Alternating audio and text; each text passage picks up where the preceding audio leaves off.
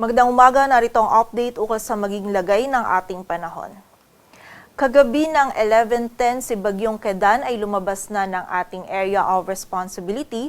Huli itong namataan sa layong 1,350 kilometers east-northeast ng extreme northern Luzon and wala po itong epekto pa rin sa anumang bahagi ng ating bansa. Samantala, kagabi din ng alas 8, yung LPA naman na minomonitor natin dito sa kanluran ng southern Luzon ay nalusaw or nag-dissipate na. And kaninang alas 2 ng madaling araw ay meron po tayong muling namataan na isang low pressure area sa labas naman ng ating area of responsibility. Ang last location nito ay 335 kilometers west-northwest ng Pag-asa Island sa may Kalayaan, Palawan, at nakikita po natin na hindi ito madedevelop at magiging isang ganap na bagyo, and ang pagkilos po nito ay pahilaga. Hindi rin po natin nakikita na papasok ito sa loob ng ating area of responsibility, ngunit yung trough or extension nito ay magdudulot ng mga pag-ulan dito sa area ng Southern Luzon. Ngayong araw po yan hanggang bukas. Kaya naman pag-iingat para sa ating mga kababayan dyan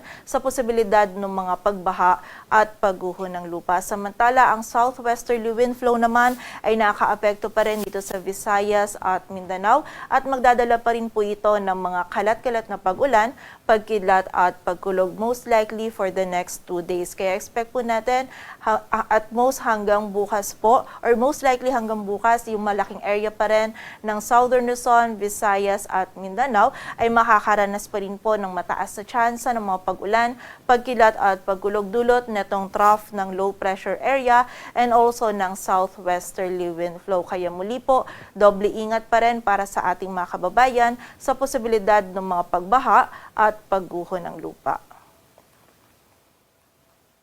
At para naman sa maging lagay ng panahon ngayong araw ng Biyernes, may mga kalat-kalat na pag-ulan, pagkilat at pagkulog tayong mararanasan dito sa Aurora, Quezon, Bicol Region, maging sa Occidental Mindoro, Oriental Mindoro, Romblon at Marinduque. Dulot po ito ng trough ng low pressure area. Ngayong umaga pa lang po nakakaranas na ng mga pag-ulan yung mga kababayan po natin dyan, and posible pong yung mga pag-ulan natin ay katamtaman at kung minsan ay mga malalakas na pag-ulan. Kaya naman muli pag-iingat para sa ating mga kababayan sa posibilidad ng mga pagbaha at pagguho ng lupa. Samantala, dito naman sa Metro Manila, maging sa nalalabing bahagi ng Central Luzon at Calabarzon, magiging makulimlim din po yung ating panahon. Pagsapit ng tanghali onwards ay magiging mataas na po yung tsansa ng mga pag-ulan, pagkilat at pagkulog dulot pa rin nitong trough ng LPA. Kaya naman kapag po tayo ay lalabas, huwag pa rin natin kalilimutan yung mga pananggalang natin dito sa mga pag-ulan na ito.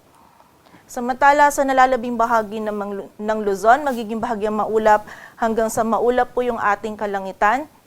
Meron po tayong posibilidad pa din ng mga isolated o yung mga biglaang pag-ulan, pagkilat at pagkulog dulot yan ng mga localized thunderstorms. And during severe thunderstorms, posible pa rin po tayong makaranas ng makatamtaman hanggang sa mga malalakas po na pag-ulan. Kaya naman pag-iingat pa rin para sa ating mga kababayan sa banta ng mga pagbaha at pagguho ng lupa.